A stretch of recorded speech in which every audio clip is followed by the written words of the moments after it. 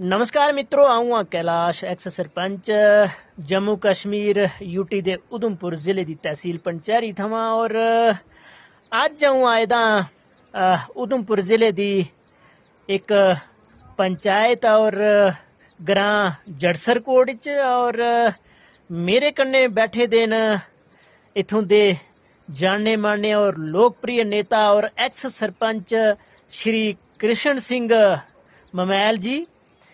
ते अज इंदे कोला अस जड़सर देवते दा इतिहास समझ गए कि ये देवता कदों दा इत्थे विराजमान है ते एदा इतिहास केह् है।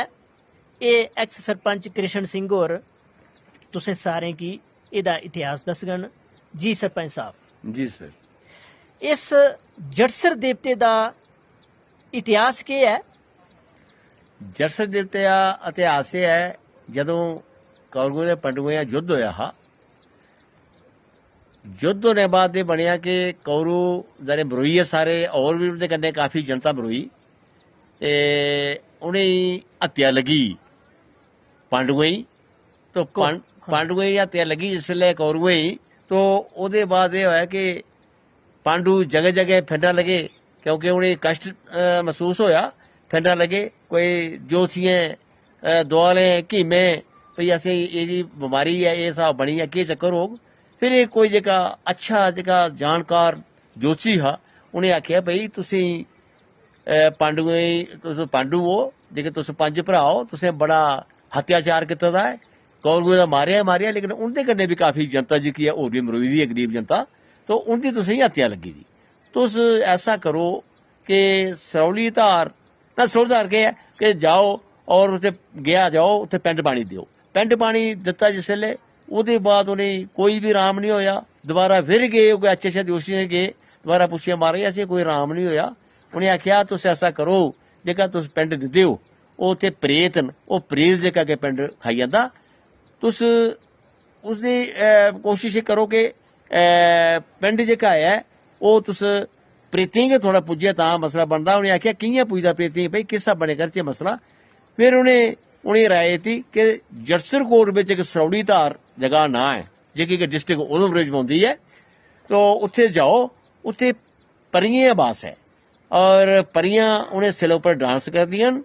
ओह् सिला उं'दे कोला आह्नो और प्रेत दे उप्पर सिला रक्खो और उस सिला उप्पर पिंड देओ, तां जाइयै थुआढ़ी मुक्ति होग। तदूं प्यादल जमाने हे, ओह् पंजे पंडम आइयै फिरदे फिरदे 6 म्हीने लगे, साल लग्गेआ, भुलदे भुलदे पुछदे आई पुज्जे सौली धार।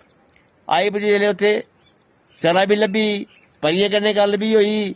परियें आखेआ सिला अस तां दुनिया थमां कि साढ़ी कोई शर्त है। उ'नें दस्सेओ केह् शर्त है। सिला लेई आओ, पैह्ला नंबर एह् कि सिला क्रैक नहीं होना चाहिदी, क्रैक होग तां असें बापस नहीं लैनी और तां तगर थोड़ा पंडा जेह्का है कि बतौरे बंदे तौर इत्थे रहो।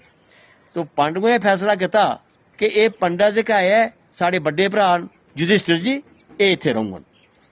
तो ओह् उस वेल्ले उत्थे रेही गे ते सिला जेह्की उ'नें ओह् वापस नेईं कीती। ओह्दे बाद उस जेह्का पिंडी बनी, जेह्का अपने पिंडी रूप बिच। सरपंच साहब मैं आखना देखो दर्शकों थोड़ी जानकारी आस्ते कि सरपंच साहब ने दस्सेआ कि पांडवें की लगी हत्या कौरवें दी और कुसै ऋषि मुनि ने कुसै साधु संत ने उ'नेंगी दस्सेआ कि तुस गया जी जाओ, जेह्ड़ा कि बिहार च इक प्रसिद्ध तीर्थ स्थान है, उत्थे जाओ ते उत्थे अगर तुस पिंड करगे तां तुहाड़ा एह् जेह्ड़ा दोश जेह्ड़ा तुसेंगी हत्या लगी दी एह् खत्म होई जानी। लेकिन उ'नें ओह् पिंड पानी जेह्ड़ा उत्थे देई दिक्खेआ, लेकिन हुंदा केह् हा कि उत्थें ओह् भूत प्रेत जेह्ड़ा उं'दा पिंड खाई जंदा हा और उं'दियां जेह्ड़ियां प्रेत आत्मा जां उं'दे रिलेटिव्स जेह्ड़े उं'दियां आत्मा थियां, उ'नेंगी ओह् पिंड नेईं था पुजदा। ते फिर कुसै जेह्ड़ा जोशी था ओह्दे कोल जिसलै गे तां ओह् दोबारा जिसलै गे कि भाई दस्सो हून केह् कीता जाए, एह् ते साढ़ी गल्ल बनी नहीं, हत्या असेंगी खत्म नहीं होई, एह्दा कसूर अजें बी असेंगी एह्दा है। ते किसे दूए बड्डे ऋषि मुनि ने दस्सेआ कि तुस ऐसा कम्म करो कि जम्मू कश्मीर दे ਉਧਮਪੁਰ ਜ਼ਿਲ੍ਹੇ ਦੀ ਸਰੌਲੀ ਧਾਰ ਦਾ ਨਾਂ ਦਾ ਇੱਕ ਜਗ੍ਹਾ ਹੈ, ਔਰ ਉੱਥੇ ਇੱਕ शिला ਦਾ ਮਤਲਬ ਕਿ ਵੱਡਾ ਪੱਥਰ ਹੈ। ਔਰ ਉਸ ਪੱਥਰ ਉੱਪਰ ਉੱਥੇ ਕੀ ਪਰੀਆਂ ਨੱਚਦੀਆਂ, ਪਰੀਆਂ ਨਾਚ ਕਰਦੀਆਂ, ਆਪਣਾ ਉੱਥੇ ਕਲਚਰ ਕਰਦੀਆਂ, ਨਾਚ ਕਰਦੀਆਂ। ਤੇ ਉਹ शिला ਅਗਰ ਤੁਸ ਗਿਆ ਜੀ ਲਈ आओ ਔਰ ਉਹਦੇ ਉੱਪਰ तुस पिंड दियो, मतलब उत्थे रखो ते भूत उस पत्थरे थल्ले दबोई जाना। ते फिर उत्थे अगर तुस पिंड दिंदे हो तां तुहाड़ा ये जिहड़ा दोष लगे दा तुसें हत्या लगी दी ये खत्म हो जांदी है। ते सरपंच साहब ये होई जिस वेले उन्हें उत्थे जाइए पिंड दिता पांडवें, लेकिन इत्थे शर्त ये हुई कि परियें आख्या ठीक है ये एक अच्छा काम है, तुसें की एह्दे कन्नै अगर कोई फायदा होंदा तां तुस शिला जणी इत्थों दी पत्थर लेई आओ, साढ़ा नाच नच्चने दा जेह्ड़ा पत्थर है जेह्दे पर अस डांस करदियां एह् तुस लेई आओ। लेकिन असें केह् गारंटी है कि तुस एह् शिला एह् पत्थर असें वापस करगे? असें कोई गारंटी नहीं है। तुस एक काम करो कि अपने चा एक जना इत्थे रहो, जनी बंदा टाइप रहो।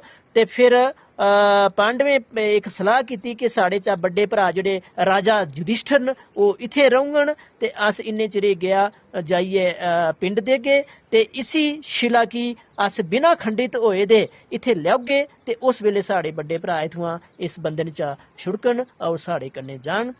ते ऐसा हुआ कि जिसले अपने पांडवें जिसले रोह चढ़े दा कि दिक्खो ऐसा केड़ा भूत है जेड़ा साढ़ा ये पिंड खाई जंदा और असें की हत्या खत्म नहीं हुंदी। उन्हें जोरे दी शिला उत्थे त्रट्टी लेई है, ओह् पत्थर त्रट्टेआ और पत्थर उप्परा सुट्टने करी त्रट्टेआ ते इस गल्ला कि भूत मरी जा तां कि असें इस भूते कोला खलासी और अस पिंड देऊं ते साढ़ी जेह्ड़ी है ये हत्या खत्म होए। लेकिन उ'नें एह् याद नहीं रेहा कि एह् पत्थर अस त्रटगे ते भज्जना है ते उसदे कन्नै केह् होना कि खंडित पत्थर उत्थे नहीं देई होना ते साढ़े जेह्ड़े भरा युधिष्ठिर न उत्थे गै बंदी रौह्ने।